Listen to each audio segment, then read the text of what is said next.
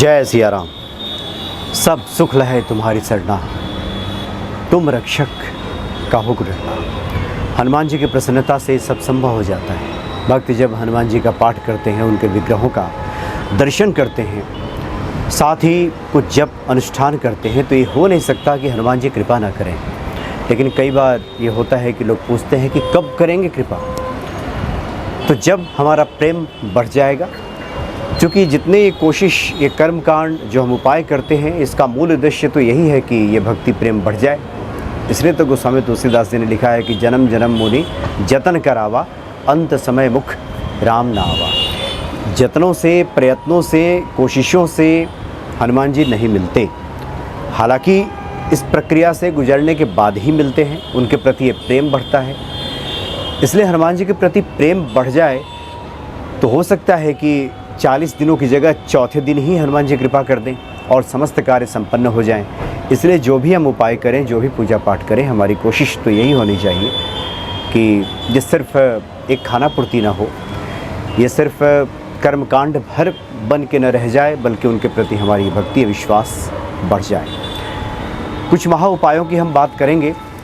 मंगलवार के दिन अगर कोई संकल्प लेकर के 5 मंगल या 11 मंगल का संकल्प लेता है और हनुमान जी को चोला अर्पित करता है, क्योंकि हनुमान जी के 9 इंच से छोटे विग्रह जो मूर्तियाँ हम घर में रखते हैं, वो रख करके स्वयं चोला चढ़ाया जा सकता है। जो पुरुष भक्त हैं, जो महिला भक्त हैं, अपने घर के सदस्यों को कह कर के चोला चढ़वा सकती हैं, या फिर चोला सामग्री पंडित जी को दिया जा सकता है मंदिर में, वो वहाँ चोला चढ़ा देंगे। कई बार आजकल ये बातें आ रही हैं, कुछ लोग लिख करके भेज रहे हैं कि हनुमान जी की सिद्ध मूर्तियाँ कहाँ से हम प्राप्त करें।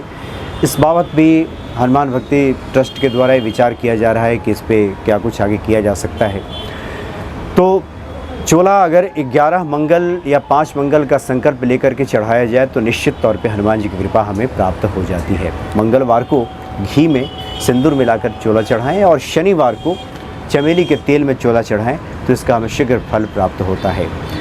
एक ऐसे महामंत्र की अभी हम बात करने जा रहे हैं कि इस महामंत्र को हमने देखा है कि चाहे बीमारी हो, कोई विवाह बाधा हो, या कार्यों में रुकावट आ रही हो, उसमें भी ये बड़ा कारगर सिद्ध होता है। ये जो महामंत्र है, इस मंत्र को मंगलवार से शुरू करके अगर प्रतिदिन 1 माला इस मंत्र का जप किया जाए, जब तक कार्य सिद्ध ना हो जाए, एक नियम बना लिया जाए कि हम हनुमान चालीसा का पाठ करेंगे और इस मंत्र का हम जप करेंगे। बहुत सारे लोगों के नियमित पूजा में ये मंत्र शामिल रहता है।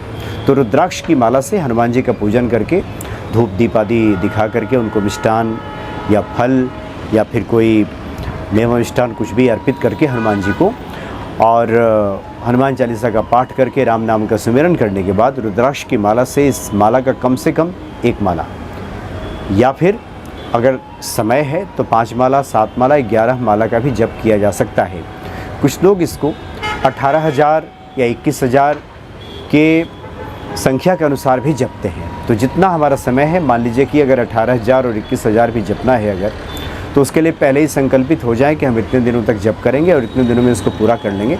तो दिन में कभी भी इस मंत्र को जप किया जा सकता है, सुबह की पूजा के साथ साथ। लेकिन भागम भाग की स्थिति है तो ऐसे लोगों के लिए तो ज़्यादा अच्छा है कि प्रतिदिन के जप में अगर हम शामिल रखें। मान लीजिए किसी का कोई कार्य अटका पड़ा है, हनुमान जी की कृपा हमें प्राप्त करनी है, कोई बीमारी है, शादी बाधा है, या फिर रोज़गार की बाधा है, तो प्रतिदिन इस मंत्र का जप किया जा सकता है। और ये मंत्र है ओम नमो भगवते आंजनेयाय महाबलाय स्वाहा।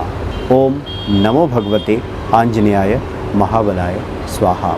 और इस मंत्र का प्रभाव मैंने स्वयं देखा है। बहुत से लोग ऐसे लोग हैं जिनकी शादी नहीं हो रही थी, और किसी ने बताया कि तात्पर्य यहाँ पे है कि अगर कोई सिद्ध व्यक्ति बता दे, कोई महात्मा, कोई संत जिस पे हनुमान जी की कृपा है, उसका मुख से हमने सुन लिया और उसके बाद उसको जपना शुरू कर दिया, तो वो शीघ्र फलदायी हो जाता है। मंत्र तो वही है, लेकिन एक बहुत ही रहस्य की बात हम बता रहे हैं। किससे सुना गया है, किसने बताया है, किसके कहने से आप कर रहे हैं, ये बड़ा महत्व रखता है और उसका फल हमें जल्दी प्राप्त होता है। ये हमने स्वयं देखा है। अगर किसी व्यक्ति पे हनुमान जी की कृपा है और उस व्यक्ति ने कह दिया कि ये जप लीजिए, तब तो तुरंत ये मंत्र फलदायी हो जाता है, शीघ्र फलदायी हो जाता है। कई बार बड़ी बड़ी संख्याओं का हम अनुष्ठान करते हैं, बड़ी बड़ी संख्याओं में हम जप करते हैं, पाठ करते हैं, वो फल नहीं प्राप्त होता। जितना कि अगर कोई हनुमान जी का भक्त, कोई साधक अगर किसी को कुछ बता दे और वो उतना कर ले तो वही फल प्रदान कर देता है। इस भाव से इसको जपने की आवश्यकता रहती है। तो इस मंत्र को ओम नमो भगवते आंजनेयाय महाबलाय स्वाहा, इस मंत्र को एक मंत्र प्रतिदिन अपनी माला में शामिल कर लें और जब तक कार्य सिद्ध ना हो जाए तो जपते रहें। और वैसे भी हर व्यक्ति को कोई ना कोई एक ऐसा मंत्र होना चाहिए जो प्रतिदिन जपना चाहिए। धीरे धीरे उसकी संख्या जैसे जैसे समय बीतेगा तो उसकी संख्या बढ़ती जाएगी। प्रतिदिन एक माला भी अगर किया जाए तो महीने में 30 माला हो गया। तो इस प्रकार से 2 साल, 4 साल, 5 साल में आप देखेंगे कि कब ये मंत्र सिद्ध हो गया आपको पता भी नहीं चलेगा।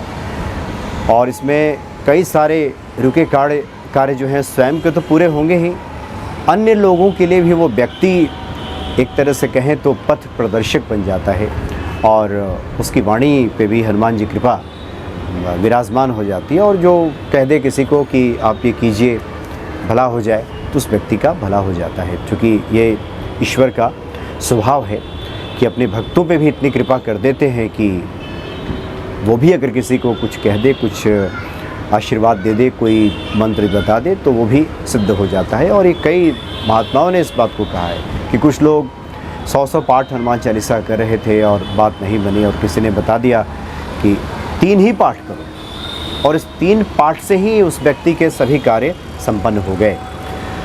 तो बहुत दयालु है श्री हनुमान जी, इस भाव से आप उनकी आराधना कीजिए। निश्चित तौर पर संकट मोचन हनुमान जी कृपा करेंगे और सकल मनोरथ सिद्ध हो जाएंगे। जय सिया राम।